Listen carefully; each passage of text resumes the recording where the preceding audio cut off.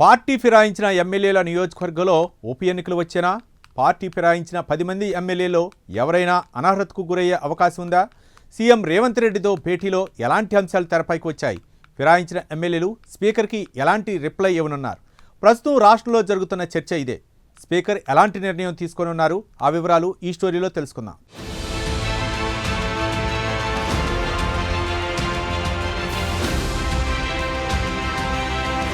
తెలంగాణలో కాంగ్రెస్ పార్టీ 64 మంది ఎమ్మెల్యేల సంఖ్యాబలంతో అధికారంలోకి వచ్చింది. తర్వాత వచ్చిన కంటోన్మెంట్ నియోజకవర్గ ఉప ఎన్నికల్లో గెలిచి 65 స్థానాలకి చేరింది. ఇదిలా ఉంటే హస్తం పార్టీ అధికారంలోకి వచ్చిన తర్వాత 10 మంది బీఆర్ఎస్ ఎమ్మెల్యేలు పార్టీ ఫిరాయించి హస్తం గూటికి చేరారు. ఇందులో మొదట పార్టీలోకి వచ్చింది ఖైరతాబాద్ ఎమ్మెల్యే మాజీ మంత్రి దానం నాగేందర్. పార్టీలోకి రావడమే కాదు, సికింద్రాబాద్ కాంగ్రెస్ పార్లమెంటు అభ్యర్థిగా పోటీ సైతం చేశారు. అలాగే స్టేషన్ గన్పూర్ ఎమ్మెల్యే కడియం శ్రీహరి కూతురు కడియం కావ్య వరంగల్ పార్లమెంట్ అభ్యర్థిగా పోటీ చేసి గెలిచారు. కడియం కావ్య అభ్యర్థిత్వాన్ని బలపరుస్తూ కడియం శ్రీహరి మద్దతుగా సంతకం చేశారు.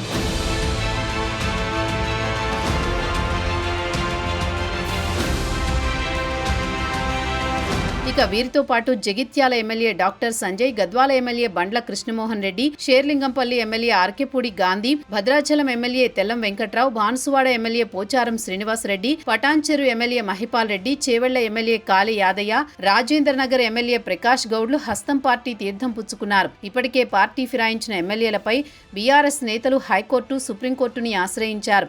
న్యాయస్థానం సైతం పార్టీ ఫిరాయింపులపై నిర్ణయం తీసుకోవడానికి ఎంత సమయం కావాలని వ్యాఖ్యలు చేస్తూ త్వరగా ఒక నిర్ణయం తీసుకోవాలని చెప్పింది.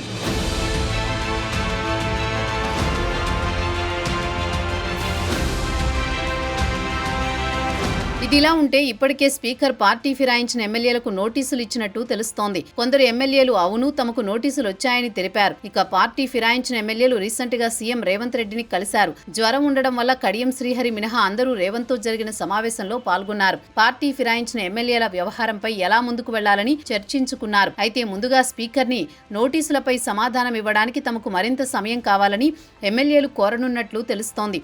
అయితే ఇప్పటికే ఒకరు ఇద్దరు ఎమ్మెల్యేలు నోటీసులకు రిప్లై ఇచ్చినట్టు సమాచారం. ఈ రిప్లైలో నియోజకవర్గ అభివృద్ధి కోసం సీఎం ని కలిశామని, అలా కలిసినప్పుడు మర్యాదపూర్వకంగా కండువా కప్పుకోవడం సంప్రదాయమని, తాము ఎక్కడా పార్టీ సింబల్ ఉన్న కండువా కప్పుకోలేదని, హస్తం పార్టీలో చేరినట్లు ఎక్కడా చెప్పలేదని రిప్లై ఇచ్చినట్టు సమాచారం. ఇదే బాటలో మిగతా ఎమ్మెల్యేలు సైతం స్పీకర్ ని కలిసి కాస్త సమయం కోరి ఇలాంటి రిప్లై ఇవ్వడానికి నిర్ణయించుకున్నట్టు తెలుస్తోంది.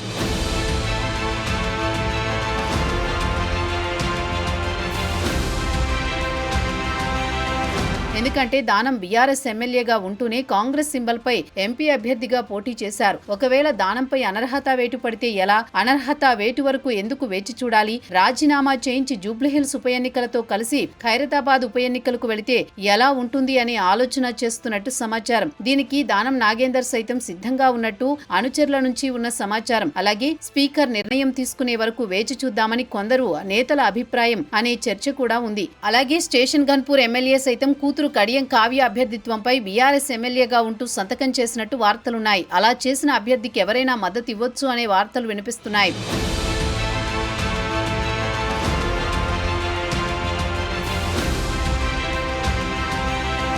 మొత్తానికి పార్టీ ఫిరాయించిన ఎమ్మెల్యేల అంశంపై హస్తం పార్టీ టెక్నికల్గా న్యాయ సలహాలు తీసుకుని ముందుకు వెళ్లాలని నిర్ణయం తీసుకుంది.